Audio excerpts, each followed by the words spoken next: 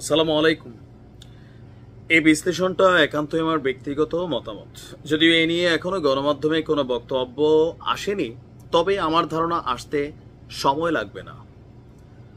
কারণ এই দাবি আগে উঠেছিল, ছোটখাটো চেষ্টাও করা হয়েছিল, কিন্তু সার্বিক সমর্থন না পাওয়ায় এটা করা সম্ভব হয়নি। বিএনপি এতে না করেছিল। বাট এখন প্রেক্ষাপটটা একটু ভিন্ন। আওয়ামী লীগকে তাদের সকল প্রকার দলীয় কার্যক্রম নিষিদ্ধ ঘোষণা করা হয়েছে, আনটিল তাদের বিচার বা ব্লা ব্লা ব্লা যা আছে ওই সময় পর্যন্ত। তো এই দাবিটার পিছনে যিনি প্রধান ক্রীড়নক বা যেই ছেলে ব্লুটুথ বয় হাসনাত আবদুল্লাদের কিন্তু আরো বেশ কয়েকটা শক্ত এজেন্ডা আছে আওয়ামী লীগের সাথে কানেক্টেড। সেটা হচ্ছে সংবিধান এবং রাষ্ট্রপতি। আসুন, যে রাষ্ট্রপতির দিকে আমরা কেন কথা বলছি, শাহাবুদ্দিন চুপ্পুকে নিয়ে কেন কথা বলছি, যে কোনো সময় ওনারও বিদায় ঘণ্টা বাজতে পারে।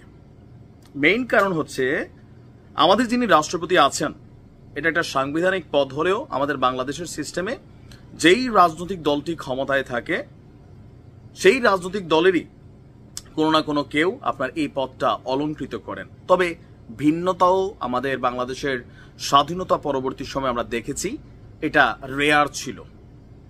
তো আমাদের যিনি এখন আছেন মহামান্য রাষ্ট্রপতি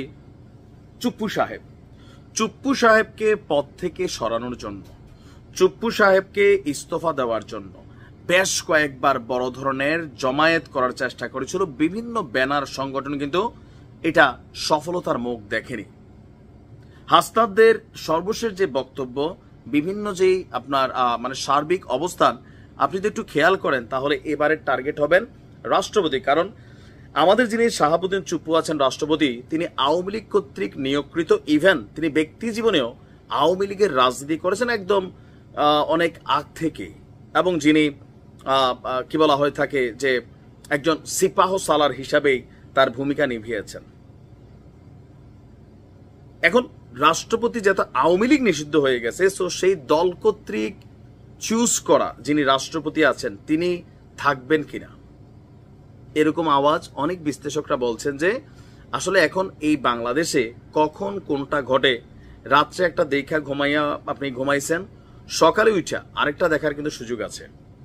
রাষ্ট্রপতি শাহাবুদ্দিন চুপ্পুকে সর্বশেষ আমরা আবারও বিতর্কের মধ্যে পাইলাম যখন বলা হলো যে আপনার আমাদের সাবেক রাষ্ট্রপতি হামিদ খান, তো হামিদ সাহেব যখন বাংলাদেশ ছেড়ে চলে গেলেন, থাইল্যান্ডে সম্ভবত চিকিৎসার জন্য গেছেন, ওনার সাথে গেছেন শ্যালক এবং ছেলে। তো শ্যালক সম্পর্কে আবার শুনছি উনি নাকি জামাতের নেতা, রাষ্ট্রপতি আমাদের সাবেক রাষ্ট্রপতির যিনি শালা আছেন। তো যাই হোক, উনি যাওয়ার পরে এখানে অনেকেই বিভিন্ন জায়গায় এই মন্তব্যগুলো করেছেন সমন্বয়ক লেভেল থেকেও, যে চুপ্পুর নির্দেশেই তিনি এয়ারপোর্টে গ্রিন সিগন্যাল পেয়েছেন। এখন এটা কি শুধুমাত্র অভিযোগ নাকি সত্যতা আছে? আর পিনাকিদা থেকে শুরু করে যারা অনলাইন ইনফ্লুয়েন্সার আছেন তারা মনেই করছেন এই সরকার মধ্যে রাষ্ট্রপতি শাহাবুদ্দিন চুপ্পুকে মুহূর্তের মধ্যেই এখান থেকে সরাই দেওয়া উচিত।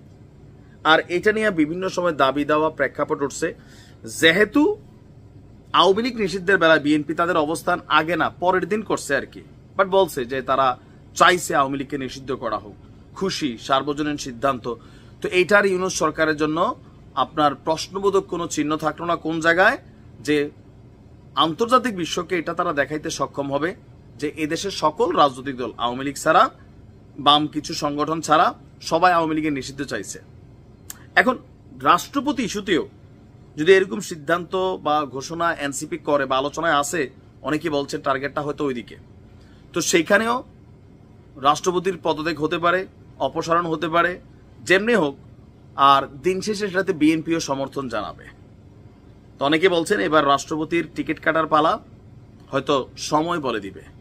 আমার কাছেও মনে হয় যে হ্যাঁ, ছাত্রদের প্রধান এজেন্ডার মধ্যে আরেকটা জিনিস আছে সংবিধান, এটা নিয়ে গতকালকে নিউজ দিছি, এরপরে রাষ্ট্রপতি, এরপর আরো কিছু টুকটাক আছে, দেখা যাক কি হয়। তবে এখন বলা যাচ্ছে না। ভালো থাকুন।